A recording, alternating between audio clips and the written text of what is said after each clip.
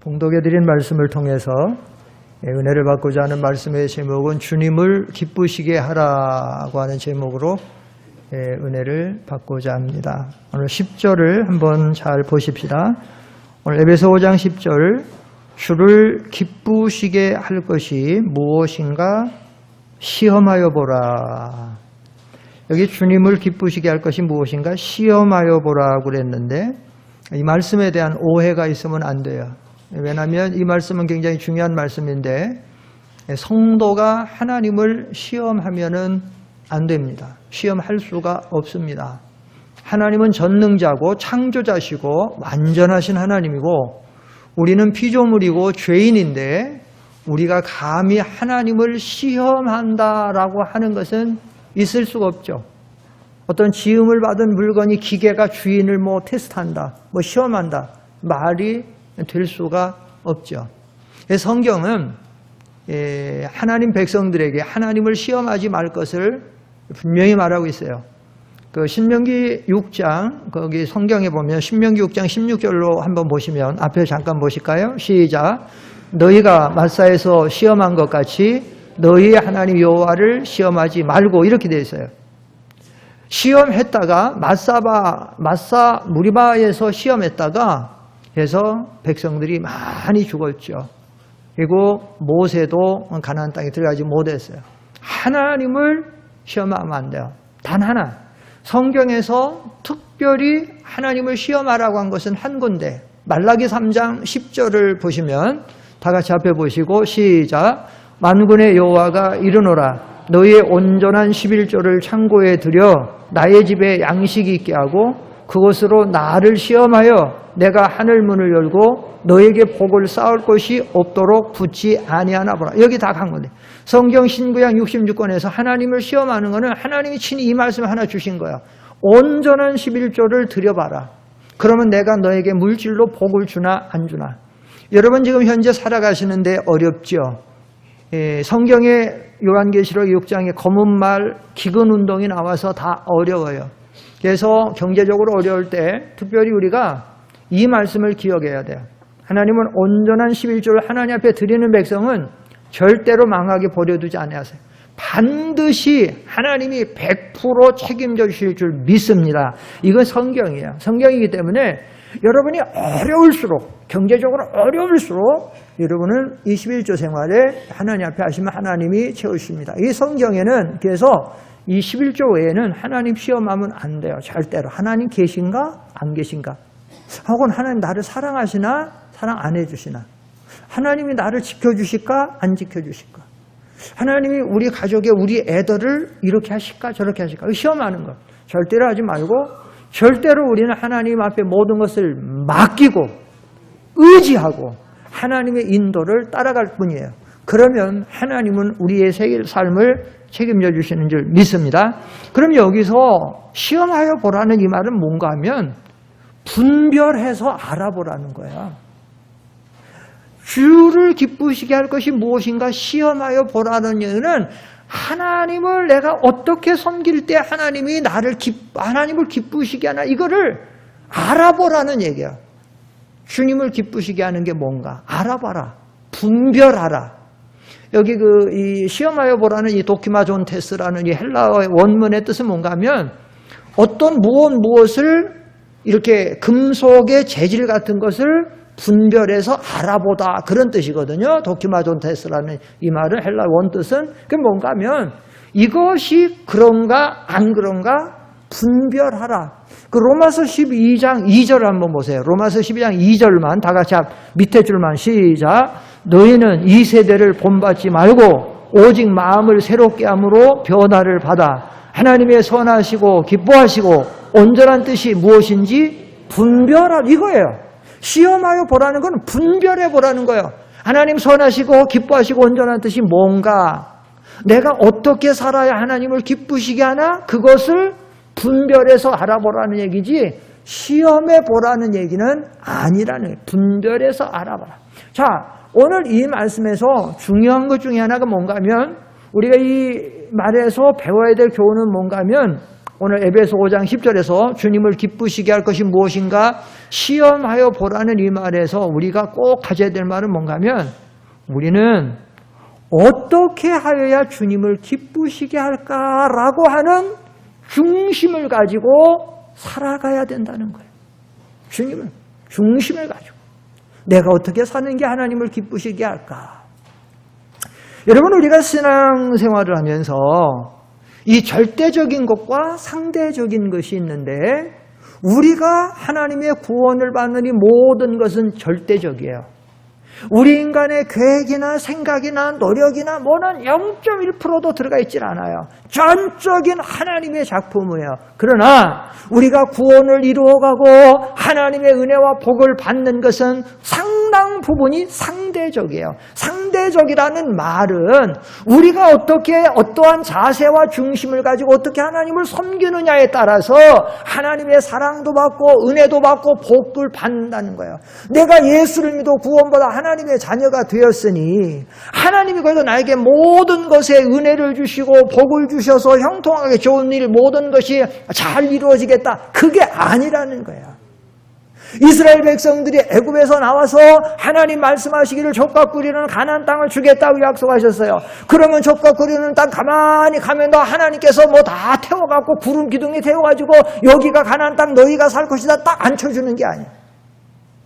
그 길에 들어가기까지 흘려야 될 땀이 있고 싸워야 될 싸움이 있고 희생해야 될 희생이 있고 지켜야 될 말씀이 있고 고생할 그것을 다 통과한 후에 가나안 땅에 들어가는 것. 성경에 우리가 성경을 보면 많은 말씀들이 하나님이 우리에게 그런 말씀을 주신 거 있죠. 너희가 나를 사랑하면 나도 너희를 사랑할 거야. 한번 성경 직접 몇 군데 찾아보겠습니다. 잠언 8장 17절에 보면 그런 말씀이 있어요. 앞에 보시고 시작. 나를 사랑하는 자들이 나의 사랑을 입으며 나를 간절히 찾는 자가 나를 만나는. 너희가 나를 사랑하느냐? 나도 너희를 사랑한다. 그런데 너희가 나를 사랑하지 않느냐? 세상만 사랑하고 돈만 사랑하고 육신만 나 너희도 사랑하지 않아? 가난한 여자들이여 세상과 보탠 것이 하나님의 원수임을 알지 못하느냐. 세상만 사랑하고 돈만 사랑하고 세상만 좋아하면 그거는 나의 원수같이 되고 너희는 영적으로 가는 자들. 나는 상대적이에요. 나를 사랑하는 자들은 내가 너희를 사랑한다. 성경에 보십시오. 정말로 주님을 얼마나 뜨겁게 사랑하니까 주님이 그 사람들을 다 사랑하잖아요. 요즘에 우리가 새벽에 요한복음 이제 그 1장 시작해서 이제 20장까지 끝나고 내일부터는 이제 21장이 시작됐는데 거의 요한복음 끝났는데 요한복음에 보면 예수님을 제일로 사랑하는 여인이 하나 있었어요. 그 여인은 여러분 잘 아는 막달라 마리아예요. 그러니까 예수님이 누구를 제일 사랑하느냐? 이 막달라 마리아를 제일 먼저 사랑해요. 제일 많이 사랑해요. 그래서 부활하신 영광체를 막달라 마리아에게 보여주셔요. 왜 그러느냐? 막달라 마리아가 주님을 정말 사랑하다. 아세요, 주님은. 또 성경에 보면 나를 존중히 여기는 자는 내가 존중히 여기지만 나를 멸시하는 자는 내가 그를 멸시한다. 그 사무엘상 2장 우리 한번 읽어. 사무엘상 2장 30절 앞에 보시고 시작. 그러므로 이스라엘의 하나님 여호와가 말하노라. 내가 전에 내 집과 내 조상의 집이 내 앞에 영원히 행하리라 하였으나 이제 나 여호와가 말하노니 결단코 그렇게 하지 아니하리라. 그 다음 잘 보세요. 시작. 나를 존중히 여기는 자를 내가 존중히 여기고 나를 멸시하는 자를 내가 경멸하리라. 보세요. 하나님 나를 존중히 여기느냐? 그래서 너희가 나를 존중히 여기서 나를 이렇게 정성스럽게 섬기고 나의 말을 순종하고 하나님의 교회를 사랑하고 순종, 그럼 내가 그를 존중히 여긴다. 존중히 여긴다. 하나님 존중히 여긴다. 야고보 4장 8절에 보시면 야고보 4장 8절 한번 보세요. 시작. 하나님을 가까이 하라. 그리하면 너희를 가까이 하시리라. 죄인들아 손을 깨끗이 하라. 두 마음을 품은 자들아 마음을 성결하게 하라. 보세요. 하나님을 가까이 하려고 찾으니까 하나님이 우리를 가까이 해주시고 가까이에서 우리를 만나주시고 은혜를 주시더라는 얘기죠. 이런 성경이 많은 부분을 우리에게 교훈하고 있는데 이런 차원에서 우리가 분명히 알아야 될 게 있어요. 우리가 신앙생활하면서 주님을 기쁘시게 하면 주님이 우리에게 기쁨을 주신다라고 하는 말씀이에요. 이것을 여러분들이 알아야 돼요. 여러분이 기쁨과 하나님의 기쁨과 은혜와 평안을 누리는 신앙생활은 내 신앙 연주에 달려있지 않습니다. 내가 교회를 몇 년 다녔으니까, 내가 교회에 뭘 좀 봉사하니까 그런다고 내게 신앙생활에 기쁨이나 평안이 오는 것이 아니에요. 우리가 자칫 잘못하면 속을 수 있어요. 내가 그래도 예수 믿은 지가 오래되었으니까 신앙생활하면 그저 기쁨이 충만하고 평안이 충만하고 모든 일이 잘 되고 천만의 만만. 성경은 우리에게 그렇게 가르치고 있지를 않아요. 여러분, 기쁨은 내가 노력해서 나의 뭐로 얻어질 수 있는 거 아니에요. 평안도 마찬가지고. 기쁨이라고 하는 거는 우리가 주님을 기쁘시게 하면 주님이 우리에게 기쁨을 주시는 줄 믿습니다. 이게 성경이 우리에게 가르치는 거예요. 근데 종종 보면 성도들이 그걸 속을 때 있어요. 내가 이렇게 신앙생활하니 내가 그래도 나의 삶에 나의 마음이 기쁘고 내 평안 누리고 신앙생활이 좀 형통하고 잘 되리라. 그렇지 않아요. 절대로.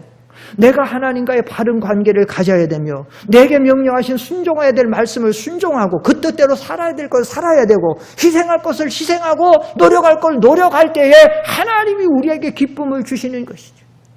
갈라디아 6장 7절에 보면 그런 말씀이 있어요. 갈라디아 6장 7절에 보면 이게 좋은 말씀인데 앞에 보세요. 시작. 스스로 속이지 말라. 하나님은 업신여김을 받지 아니하시나니 사람이 무엇으로 심든지 그대로 속지 말라는 거예요. 내가 신앙생활 이렇게 하면 그냥 기쁨이 충만한 신앙생활이 되고 평안이 충만한 생활이 되고 형통한 신앙생활이 되고 그게 아니에요. 하나님은 업신여김 받지 아니하시나니 사람이 무엇으로 심든지 그대로. 내가 하나님을 기쁘시게 하는 삶으로 살아가며 심으면 하나님 나에게 기쁨을 주시는 것이지만 내가 하나님을 평안하게 하면 하나님 나에게 평안을 주시는 것이지만 그렇지 않으면 내가 그냥 그거에서 내가 나의 무엇으로 얻어지는 것이 아니라는 사실. 그래서 성경에 보면 믿음의 사람들은 우리가 예전에도 성경 찾아봤는데 제가 그거 성경을 주진 않았는데 믿음이 성숙한 사람들은 사람이 자기를 기쁘게 하지 아니하고 다른 사람을 기쁘게 해야 된다. 사도 바울이 말하고 있어요. 사도 바울이 그렇게 말하고 있는데 그게 진리예요. 이 사도 바울의 삶을 보면 오늘 이 말씀도 바울의 하나님 앞에 받아 쓴 말씀 아니에요. 주를 기쁘시게 할 것이 무엇인가 시험하여보라. 사도 바울의 삶을 추적해 보면 바울은 철저하게 자기를 기쁘게 하는 삶을 살지 않고 하나님을 기쁘게 하는 삶에 모든 초점 맞춰 사는 거예요. 그 고린도후서 5장 9절에 보면 고린도후서 앞에 보세요. 시작. 우리가 담대하여 원하는 바는 차라리 몸을 떠나 주와 함께 있는 그것이라. 그런즉 우리는 몸으로 있든지 떠나든지 주를 기쁘시게 하는 자가 되기를 힘쓰노라. 여기 8절에는 사도 바울이 뭐라고 하냐면 나는 빨리 세상을 떠나서 세상을 떠난다는 얘기는 사실 죽는다는 말이죠. 나는 세상 빨리 떠나서 주님과 함께 하늘나라에서 살고 싶다. 오늘 아까 우리 조영조 장로님 기도하실 때 하나님이 모든 만물을 지어놓고 보시기에 좋았다 그랬는데 이 만물 에덴 동산 처음 지어놓고 하나님 보실 때 얼마나 좋았어요. 정말 아름답고 귀하게 봤죠. 여러분, 이 물질적인 세계도 이렇게 아름다운 곳은 가면 얼마나 아름다운데 하나님의 나라는 얼마나 아름다운지 몰라요. 하늘나라 천국의 아름다운 이 세상의 그 어떤 것도 따라갈 수 없는 아름다움. 그런데 사도 바울이 3층천에 올라가서 그 세계를 본 거예요. 물질 세계 1층천, 마음 정신 세계 2층천, 3층천 하늘나라에 가서 그 세계를 보고 너무 좋아가지고 나는 빨리 이 세상에서 죽어서 떠나서 하늘나라에 가서 그 영광스러운 주님과 하나님과 영원히 살고 싶다는 거예요. 그러나 바울의 중심 뭐냐? 내가 떠나든지 세상에 남아든지 어쩌든지 그러나 내 원하는 건 뭐냐? 9절. 그런즉 우리는 몸으로 있든지 떠나든지 다만 나의 삶의 중심은 주님을 기쁘시게 하는 자 되기를 원한다. 이거예요. 주님을 기쁘시게. 사랑하는 성도 여러분, 우리가 조금 성숙한 신앙인으로 살아가려면 자기만 좋아하는 자기 이기주의를 좀 버리고 이걸 떠나서 좀 이타주의가 돼야. 아니, 이타주의가 되기 전에 먼저 나를 지으시고 나를 구원하시고 나를 사랑하시는 하나님을 기쁘시게 하는. 가끔 이제 저는 차를 타고 다니다가 극동방송이나 기독교 방송을 많이 듣는데 오늘 아침도 기도원에서 내려오면서 이렇게 극동방송 들으면서 내려오고 이렇게 주로 이제 극동방송이나 기독교 방송 같은 거 이렇게 듣는데 그게 보다 보면 그들의 슬로건이랄까 표를 가끔 한 번씩 나와요. 근데 그 중에 무슨 말이 있냐면 하나님을 기쁘시게 사람을 기쁘게 라고 하는 그게 나와요. 근데 그거를 들을 때마다 제가 참 좋은 표다. 참 좋은 슬로건이다. 하나님을 기쁘시고 위로 하나님을 기쁘시게 하고 아래로 다른 사람을 기쁘게 하게 하면 얼마나 좋은 신자예요. 그렇게 되려면 신본주의가 되고 이타주의가 돼야 되죠. 왜 이 땅에 이렇게 죄악이 많습니까? 이기주의예요. 다 이기주의가 돼갖고. 그래서 죄악이 많고 살아가는 삶이 고통스러운 거예요. 그러니까 아까 사도 바울이 말한 것처럼 바울은요. 이 땅에 살아가면서 오직 복음을 위해 사는데 얼마나 많은 고난을 받았지만 그 고난 속에서도 바울의 마음은 항상 기쁨과 하나님의 은혜로 평안으로 넘친 거예요. 왜냐? 바울이 주님을 기쁘시게 하니까 주님이 바울에게 기쁨과 평안을 주더라는 거죠. 예수님도 마찬가지입니다. 예수님이 이 땅에 이렇게 낮아지시고 고난을 많이 받고 죽기까지 고난을 받았어도 그래도 주님이 항상 예수님의 마음은 기쁨과 평안을 가졌어요. 육신적으로는 인자는 머리 둘 것이 없도다. 제대로 세일 만한 것도 없는 이런 예수님의 삶이었지만 항상 예수님의 마음에 기쁨에 충만한 삶을 살았어요. 왜 그랬을까요? 그것은 예수님이 언제나 주님을 기쁘시게 하는 중심 갖고 살았기 때문에. 여기 요한복음 8장 29절에 보면 예수님이 친히 이렇게 고백하세요. 앞에 보세요. 시작. 나를 보내시니가 나와 함께 하시도다. 내가 항상 그가 기뻐하시는 일을 행함으로 나를 혼자 두지 아니하셨. 이거예요. 내가 항상 그가 하나님의 아버지가 기뻐하시는 일을 내가 하니까 하나님이 나를 혼자 두지 않고 나와 항상 함께 해주니까 하나님이 나와 항상 함께 해주고 역사하면 우리가 기쁠까요? 슬플까요? 기쁘죠. 마음이 평안할까요? 불안할까요? 평안하죠. 여러분 하박국 선자의 기도를 그 고백을 기억하시나요? 비록 무슨 나무가 먼저 나와야 돼요? 무화과 나무가 어떻게 했다고요? 무화과 나무가 어떻게 했다고요? 무성하지 못하며. 포도나무에는 뭐가 없어요? 열매가 없으며. 감람나무에 뭐가 없어요? 소출이 없으며. 밭에 식물이 없고 우리의 외양간이 없고 뭐 밭에 식물이 없고 뭐 아무것도 없어도 나는 여호와로 인하여 기뻐하며 나의 구원의 하나님으로 즐거워하리로다. 우리가 우리의 신앙생활이 하나님을 기쁘시게 하는 이 신앙생활을 하게 되면 하나님이 우리의 기쁨을 주는 거예요. 근데 이것이 안 되면 사람이 무엇으로 힘든지 그대로 거두는데 나는 주님을 기쁘시게 못하고 나는 내 안에 계신 성령님을 마음에 평안하지 못하게 성령을 근심하게 하면서 내가 평안하고 내가 기쁨을 얻는다. 그거는 아니라는 거죠. 제가 가끔 설교할 때 신앙생활은 농사 짓는 것과 같다고 그랬는데 아까 갈라디아 6장 7절에 그 말씀 나오잖아요. 사람이 무엇으로 심든지 그대로 거두다는 거죠. 우리가 주님을 기쁘시게 하면 주님이 우리에게 기쁨을 주실 줄 믿습니다. 그러면 오늘 성경 말씀에서 주님을 기쁘시게 할 것이 무엇인가 시험하여 알아보라, 분별해봐라 그랬는데 우리는 어떻게 사는 것이 주님을 기쁘시게 하는 것일까요? 성경에 보니까 주님을 기쁘시게 하는 방법이 너무너무 많이 있어요. 실제적으로. 이것이 하나님 기뻐한다.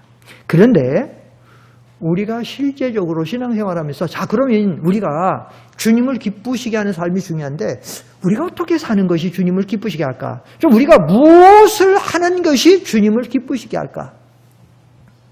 성경에 보니까 이 전체적인 말씀에서 정말 주님이 기뻐하시는 건 뭔가 하면 오늘 이 시대에 우리가 정말 깨닫고 분별해야 될 진리가 있는데 그게 뭔가 하면 우리가 복음을 전하는, 전도하고 선교하는 것, 이거는 하나님이 제일로 기뻐하시는 일이다. 왜 그러냐? 여러분, 우리가 복음을 전도하는 일이 하나님이 제일로 기뻐하시는 일인데 왜 제일로 기뻐하시느냐? 여러분, 제가 오늘 일부 예배 시간에도 한번 질문을 했는데 사람에게 있어서 제일로 귀중한 것이 뭐냐? 제가 이렇게 딱 질문을 던졌더니 너무 질문에 범위가 넓은지 반신반의 목사님이 질문한 내용이 뭔가. 여러분 삶 속에서 가장 중요한 게 뭐예요? 뭐죠? 너무 넓죠? 그러나 여러분에게 절대적인 게 있잖아요. 그거 없으면 다른 모든 것이 아무것도 아니잖아요. 뭐죠? 생명, 목숨이라고요. 예수님 뭐라고 말씀하셨어요? 사람이 온 천하를 얻고서도 그 목숨을 잃으면 무엇이 가겠냐? 목숨, 생명이 이 온 천하를 죽어도 살 수 없고 바꿀 수 없는 게 목숨이잖아요. 그런데 여러분, 전도는 그 사람의 생명을 살리고 그 영혼을 구원하는 첫 번째 수단과 방법과 길이 전도예요. 왜 고린도전서 2장에 보면 하나님께서 전도에 미련한 것으로 택한 백성들을 살리기를 기뻐하셨다. 전도에 미련한 것으로. 전하는 자가 없으면 어찌 들으리요? 듣지 못한 일을 어찌 믿으리요? 믿지 못하면 어떻게 구원을 받겠으며. 전부 이 복음 전하는 전도는 하나님의 기뻐하시는 일순위라는 거예요. 여러분, 예수님이 세상에 왜 오셨어요? 빨리빨리 대답해. 왜 오셨어요? 우리를 구원하러 오셨죠? 그런데 구원하시기 전에 예수님이 뭐부터 시작하셨어요? 전도부터 시작했어요. 마가복음 1장 38절 한번 읽어보세요. 마가복음 1장 38 앞에 보세요. 시작. 이르시되 우리가 다른 가까운 마을들로 가자. 거기서도 전도하리니 내가 이를 위하여. 예수님이 공생의 3년을 시작을 하면서 전한 것이 회개하라. 천국이 가까웠다고 전도를 시작하면서 계속 다니면서 전도한 거예요. 그러면서 이곳에 전도하고 다른 곳에 또 가면서도 제자들을 재촉하면서 우리 빨리 가자고, 전도하자고, 다른 곳에 나니가 지금 이거 하러 왔노라고 계속 전도를 하는 거예요. 저와 여러분이 살아가는 이 시대를 가리켜서 우리 예수 믿는 사람만 아니라 안 믿는 사람들도 하는 말이 있어요. 이구동성으로 뭐라고 말합니까? 말세지 말이다. 마지막 때 중에서도 마지막. 그런데요, 이 말씀은 예수님께서 벌써 2000년에 이 말씀하셨어요. 요한복음 4장 35절 이하에 보면 예수님께서 뭐라고 말씀하셨는가 하면 앞에 보시고 시작. 너희는 넉 달이 지나야 추수할 때가 이르겠다 하지 아니하느냐. 그러나 나는 너에게 이르노니 너희 눈을 들어 밭을 보라. 희어져 뭐하게 되었도다? 추수 때예요. 저와 여러분이 살아간 지금이 추수 때예요. 추수 때는요, 모든 게 다 동원돼요. 남자도 동원되고 여자도 동원되고 말도 동원되고 나귀도 동원되고 소도 동원되고 실어놔야 되니까 막 일손이 부족하면 어린아이 손까지 해서 물 좀 떠와라 뭐라고 하면서 다 들어. 우리 어렸을 때 농사지어서 추수할 때 막 그때 보면 추수하고 막 탈고 가고 막 보면 얼마나 바쁜지. 지금이 영적으로 그런 시대를 만났기 때문에 주님이 지금 이 전도에 대해서 우리 요한계시록 8장에 보면 반시 고요한 때를 주셨는데 7장에 가면 왜 반시 지금 고요하게 전쟁이 일어난다 하면서 세상에 뭐 하면서도 이렇게 아직 전 세계적인 전쟁이 안 일어나고 하면 반시 고요할 때 택한 자의 이마에 인쳐서 영혼들을 구원하라고 반시 지금 고요한 때를 주신 거예요. 근데 문제가 있어요. 무슨 문제가 있냐면 밭은 다 이어져서 지금 막 다 죽어가면 조금 있으면 예수님 데려오면 끝이에요. 구원 못 받아요. 그럼 그 사람들 어디 가느냐? 지옥에 가는 거예요. 저는 지옥 생각만 하면 너무 끔찍하고 지옥 가는 인생들이 너무 불쌍하고 그래서 어디서 누구 죽었다고 하면 제가 항상 믿었냐 안 믿었냐 이것만 먼저 물어보는데 정말 지옥은 저주받은 무서운 거기 떨어지거든요. 근데 지금 이 기회가 지나가면 안 믿는 불신자들은 다 지옥 가는 거예요. 떨어지는 거예요. 근데 문제는 뭐냐? 일꾼이 부족한 거예요. 일꾼이. 그 누가복음 10장 2절 1절로 2절에 보면 누가복음 한번 보면 지금 앞에 보실까요? 1절로 3절 시작. 그 후에 주께서 따로 70인을 세우사 친히 가시려는 각 동네 각 지역으로 둘씩 보내셨어요. 사람들을. 왜 보냈느냐? 2절 시작. 이르시되 추수할 것은 많되 일꾼이 적으니 그러므로 추수하는 주인에게 청하여 추수할 일꾼들을 보내어. 일이 지금 쌓여 있는데 일꾼이 너무 적어. 그러니까 추수하는 주인 하나님에게 좀 추수할 일꾼들 보내주셔서 하라는 거예요. 3절 시작. 갈지어다 내가 너희를 보내니 어린 양을 이리 가운데로 보내가다. 가라! 가라는 거예요. 너희는 가라는 거예요. 가정으로도 가고 캠퍼스 학교로도 가고 기업 공장으로도 가고 세계 땅까지 가서 전하라는 거예요. 지금이 이런 때다는 거예요. 우리가 이 전도에 대한 사명을 좀 잘 감당을 해야 되는데 다음 주부터 우리 이제 축계 전도대회인데 여러분들이 그거는 분명히 알고 있어요. 전도는 하나님 제일로 기뻐하시는 일이다. 전도에 대해.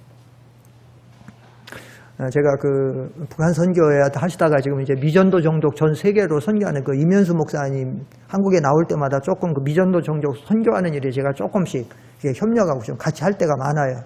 같이 하고 있고 그러는데 근데 그 사모님이 그 CTS 그게 출연해서도 그 간증하고 그 이면수 목사님 사모님 임금영 사모님이 한 것도 있지만 그렇게 한 20여 년 동안 150번을 북한에 드나들면서 약 550억, 여러분 550억이라는 돈은 어마어마한 거죠. 그렇게 많이 다 그것보다 이렇게 그 영혼들 살리고 먹여 살리고 막 했는데 어느 날 딱 김정은이가 잡아 넣었잖아요. 감옥에다가. 그래가지고 막 이제 뭐 기도하고 막 그러면서 이제 그 사모님이 막 울면서 하나님 앞에 하나님 억울합니다.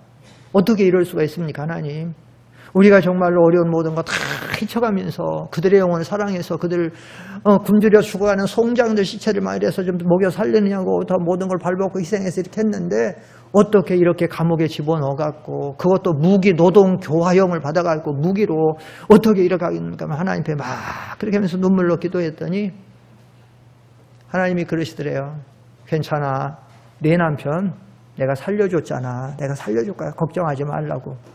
그런데 왜 그랬냐면서 막 기도하면서 이제 그렇게 하니까 하나님이 그러더래요. 사모님한테 그러더래요. 하나님이. 그럼 내가 좀 뭘 어떻게 하면 좀 살아서 이제 해야 되냐고 막 그렇게 했더니 하나님이 그러더래요. 내가 좀 기뻐하는 일을 좀 많이 했으면 좋겠다 그러시더래요. 하나님이. 그럼 그 하나님 기뻐하시는 일이 뭔가요? 내가 뭘 해야 하나님 기쁘시게 할까요? 그랬더니 하나님이 그러시더래요. 전도 좀 많이 했으면 좋겠다 그러더래요. 그래야 그 사모님이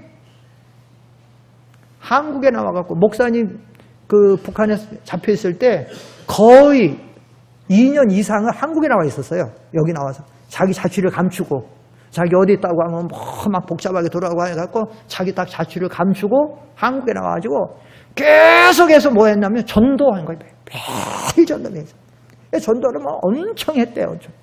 믿는 사람들도 많고 그런데 믿다 중단된 사람이 많고 믿다가 실종한 사람들이 많고 그러더라고요. 그게 전도를 했다. 이게 하나님이 기뻐하시는 일이 이것 좀 많이 전도했어요.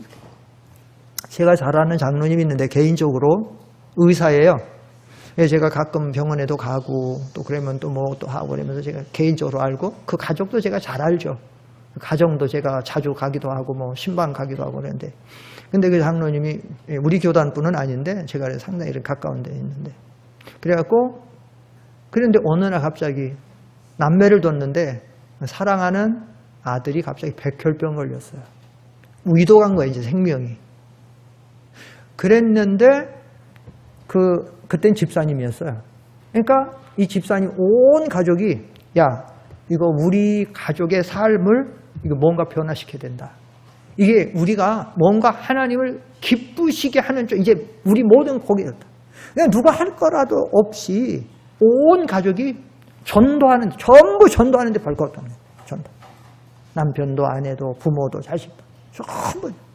근데 그분이 의사가 돼가지고 그래서 열심히 막 희생적으로 전도하니까 얼마나 전도의 열매를 많이 맺히는지 1년이면 그 집사님이 전도의 열매가 몇십 명이야, 몇십 명. 1년에. 그 교회 몇십 명씩 열매 맺히는 게 전도 대상은 뭐 수백 명. 왜냐면 병원에서 전도하는 거야, 병원에. 치료하고 그러면서. 그렇게 된 거예요. 그 나중에 이제 그분이 지금은 이제 장로가 됐는데 요즘에도 가끔 텔레비 나오더라고. 텔레비도 나오고. 요번에 내가 좀 신문에 보니까 신문에도 나왔어요. 왜냐하면 생명윤리 이런 거에 대해서 이제 그렇게 하다 보니 나오고 그러는데 그런 거예요. 그래서 제가 왜 이런 말씀을 드리는가 하면 교회는 그리고 성도들은 주님을 기쁘시게 하야 하나님이 우리에게 은혜를 주시고 복을 주시는데 주님을 기쁘시게 하는 방법 중에 하나가 뭐냐? 전도라는 거예요. 또 해외 선교라는 거예요. 그리고 교회는 이 복음을 전하는 모든 일에 모든 총력을 기울여야 돼요. 총력. 그래야 교회가 은혜를 받고 복을 받는 거예요. 그래서 제가 지난주에 우리 부교육자 아침 조회를 하면서 제가 그런 얘기를 했어요. 요즘에 시대적으로 점점점 신방이 많이 줄어드는 이런 시대가 되고 또 대부분 또 이렇게 맞벌이 부부가 되다 보니까 집에 없고 그래서 신방이 점점 줄어가고 있기 때문에 이제 우리는 만약에 신방이 없는 날은 매일 우리 전도할 거다. 매일 전도. 그래서 오전에는 매일 전도하려고 해요. 화수, 목금. 이 나흘 동안은 화수, 목금은 물론 특별한 신방이 있으면 오전에도 신방하지만 없을 때는 화수, 목금은 매일 전도할 거예요. 그리고 오후에는 신방하고. 이렇게 해서 하여튼 하나님을 기쁘시게 하려고 해요. 이것이 하나님이 우리 개인에게도 복을 주시고 하나님이 은혜를 주시고 하나님이 역사를 하시는 거예요. 여러분, 전도는 때가 있습니다. 아까 말씀드린 것처럼 추수할 때 우리가 다 수확을 추수해야 될 때 벨 때 베야 되고 그것을 낯가리를 거둬들여오지 않고 논에 그대로 있으면 그냥 베지 않아서 서 있다든지 아니면 뱄는데 베가지고 걷어놨는데 그대로 있으면 얼마 지나면 어떻게 되죠, 그게? 그 낯가리에 그것들이 어떻게 돼요, 벼가? 썩지요. 예? 썩는 거예요. 못 쓰게 되는 거예요. 빨리빨리 기회가 있어요. 그 이면수 목사님이 원래 캐나다 큰빛교회잖아요. 근데 캐나다 큰빛교회인데 자기가 정보를 들으니까 자기네 교회에서 1시간 좀 떨어진 오렌지빌이라는 시골 도시가 있는데 거기에도 한인들이 좀 산다 이래가지고 그 이면수 목사님이 전도와 선교에 아주 그냥 모든 게 그냥 올인된 분이거든요. 그래서 거기도 한인들이 있다 그래서 전도회로 거기까지 갔대. 1시간 걸렸는데 차 타고 사모님하고 둘이 가서 그게 갔더니 아닌 게 아니라 그 오렌지빌이라는 그 시골 도시에 한국인들이 한 5가정이 살더래요. 그래서 한 집에 들어가서 열심히 전도를 했는데 얼마나 그 남자분이 뺀질뺀질하고 두뇌회가 다 복음을 안 받더래요. 한번 설득하고 해서 좀 그냥 말이라도 알았다고 믿겠다고 뭐 이런 것도 안 하고 필요 없다고. 그래도 계속해서 전도를 했더니 나중엔 그러더래요. 그분이 아주 사냥을 좋아한대. 사냥을 그렇게 좋아하는 사람인데 나 지금 빨리 사냥 가야 되는데 당신들 빨리 가라고. 알았다고. 그래서 그래도 전화하니까 그러더래. 내가 지금은 안 먹고 혹시 내가 나중에 되면 늙어서라도 내가 교회 가게 되면 그때 같이 그때는 몰라도 지금 안 믿겠다고. 그래 놓고는 사냥 가야 되니까 빨리 가라고 그래서 왔대요. 그래 와가지고 어느 날 차를 타고 가면서 캐나다 방송 그 뉴스를 듣는데 뉴스에 뭐라 나오면 오렌지빌이라는 도시에 뇌염이 발생해가지고 그래가지고 한 사람이 죽었는데 그래서 한 사람 죽은 사람이 한인이라고 그러더래요. 그래갖고 이 목사님이 직감이 이상하더라는 거야. 그래서 그 소식을 듣고 바로 아버님하고 또 그 오렌지빌이라는 도시 가서 그 집을 가봤대. 갔더니 직감 이상해 갔더니 아닌 게 아니라 그 남자가 사냥 가야 된다고 빨리 가라고 하는 그분이 죽었더라는 거야. 그래가지고 그 부인한테라도 이제 전도에 대해서 부인한테 했더니 부인이 이제 좀 마음의 충격을 받아갖고 복음을 받더라는 거예요. 복음을 받더라는 거예요. 복음을 받았는데 그래 놓고는 믿어야 된다고. 교회 나가야 된다고. 구원받이. 세상에 그게 아니면 구원받지 않으면 다 헛되다고. 그래놓고 왔대요. 왔는데 한 달쯤 됐는데 또 소식이 날라왔는데 그 부인도 한 달 후에 죽었다라는 거죠. 그 부인이 이제 예수의 복음을 받아서 그분이 정말 그때 믿어서 한 달 여간에 예수님을 영접하고 정말 믿어 중생했으면 그분이 천당 갔을 것이고, 복음만 받아놓고 믿지 않았으면 그분도 구원을 받지 못했는데, 일단 남편은 뭐 아예 받지 않았으니까 구원 받지 못한 게 사실이고 아내에 대한 구원을 확신할 수는 없는데, 중요한 게 뭔가 하면 전도라는 거는 때가 있다라는 거예요. 오늘 이 말씀을 받는 여러분들의 삶 속에서 여러분의 가정에 내 부모, 교회 나오지 않는 내 남편, 내 사랑하는 자식들, 손주들 예수 안 믿으면, 여러분 우리 인생이 나이의 수가 정해진 게 아니잖아요. 매일 죽음의 뉴스들이 텔레비와 모든 걸 통해 나오잖아요. 우리 인생은 언제? 여러분 구원이라고 하는 거는 우리가 세상에 육신이 살아서 복음을 들을 때까지만 기회가 있는 것이지, 육신의 호흡이 끊어지면 내세에 가서는 구원받는다. 우리 예전에 누가복음 16장 천국 지옥에 대해서 배웠잖아요.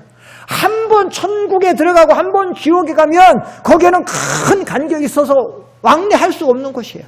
다시는 구원은. 그렇기 때문에 우리가 내 가족부터, 내 친척부터, 내 주변에 있는 안 믿는 사람들에게 부지런히 복음을 전해야 돼. 1912년 4월 15일 어두운 새벽, 영국에서 큰 배가 하나 출항해갖고 대서양 건너서 미국으로 가기 시작했어요.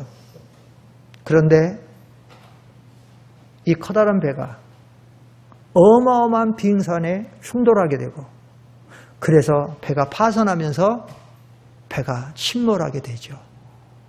2200명 이상의 승선 인원 중에서 1517명 이상이 다 죽었고 600~700명만 그 가운데 여자와 아이가 살아난, 여러분들 잘 아는 타이타닉 사건인데, 그 타이타닉 호에 침몰이 있어서 그 많은 사람들이 죽고 4년이 지난 어느 날 한 모임에서 한 청년이 간증을 시작하기 시작했어요.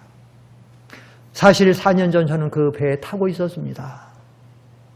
그런데 갑자기 배가 쿵 소리가 나고 얼마 있어 배는 서서히 가라앉기 시작을 했고, 구명보트는 제한이 돼 있어서 여자와 아이의 할당된 것 외에는 나머지는 다 죽을 수밖에 없었는데, 자기도 물에 빠져서 허우적거리다가 배에서 떨어져 나온 파편 같은 부유물 하나를 붙잡고 겨우 몸을 유지하고 있는데, 얼마만큼 저만큼 떨어진 데서 한 남자분이 저를 향해 소리치더군요. 그분이 저를 향해서 뭐라고 소리치냐면, 당신은 예수를 믿습니까? 그래서 저는 그렇게 대답했죠. 아니요, 나는 예수라는 사람을 모르고 나는 예수를 안 믿습니다. 말을 하고 있는데 갑자기 파도가 철썩 치는데, 그 남성분은 다시 파도에, 철썩이는 파도에 그냥 빨려서 다시 물속으로 들어갔다.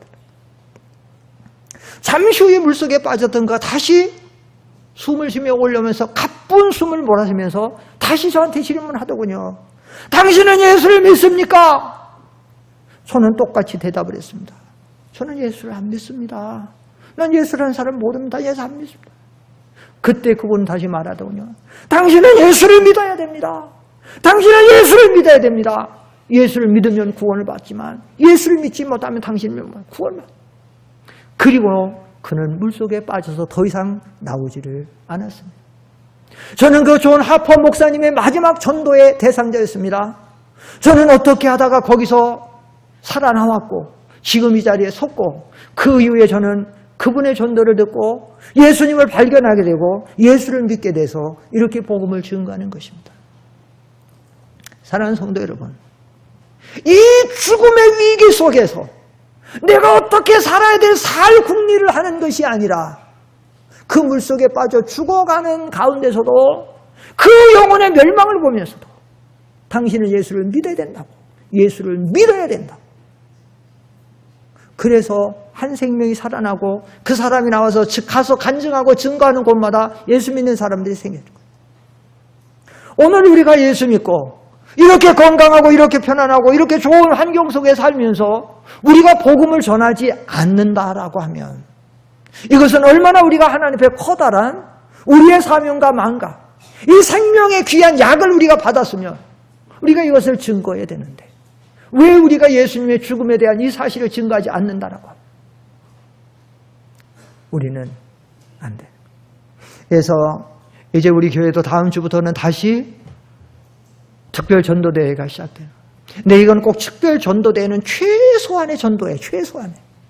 여러분들이 여러분의 가정에서 여러분의 삶에서 여러분이 전도에 힘써서 이 하나님 가장 기뻐하냐. 여러분 이거 하라고 아직 우리에게 건강 주시고 아직 나라도 평안한 아직도 주신 거고 그런 줄 알고 이 복음을 전해서 하나님을 기쁘시게 함으로 하나님의 은혜와 축복에 참여하는 저와 여러분 다 되시기를 축원합니다. 기도하겠습니다. 거룩하신 아버지 하나님, 주님을 기쁘시게 할 것이 무엇인가 시험하여 분별하고